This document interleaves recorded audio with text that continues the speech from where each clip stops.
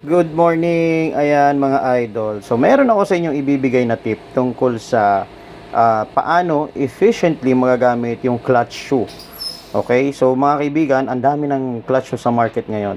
Ang dami na din na mga nagbi-mix and match. Pero hindi nila alam na meron palang tamang efficiency na pagsukat ng clutch lining base sa bell na gagamitin. Okay, so syempre po parang ano lang po yan, brake shoe ng mga motor na mayroong area na hindi nagagamit. So ako mga kaibigan, personally, ang ginagawa ko dyan, doon sa mga area na hindi ko nagagamit, tinatanggal ko yon. Pero nasa sa inyo rin yan kung gusto nyo tanggalin. Pero sa akin kasi, if meron na area na hindi talaga nagsiserve ng kanyang purpose, ini-eliminate ko yon.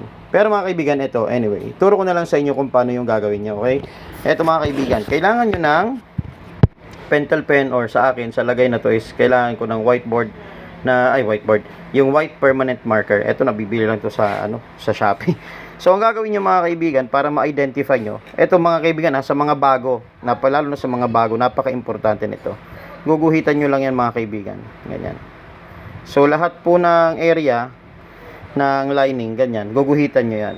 Tapos dyan nyo po mapapansin kung anong area lang yung nagagamit sa inyong mga lining. So yung mauupod, yung magagasgas, yun yung pinaka nagagamit.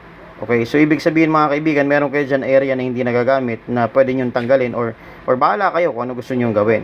So ngayon, pagka nakita nyo mga kaibigan yun, yung match sa bell, kunwari, is nandito lang sa may bandang dulo. Ayan, nandyan lang kunwari yung tumatama. Ibig sabihin mga kaibigan, meron kayong mas wide area na pwedeng mag-contact sana dun sa bell. Okay, so ang iba niya, nagtotono, tinatabas to, binabawasan yung area na to para magamit yung bigger area na pwedeng lumapat sa bell. Okay? So, yan mga kaibigan, ano lang yan, share lang yan, tip lang yan. Sana mapakinabangan nyo po. Okay? God bless po. This is Grismo. Peace.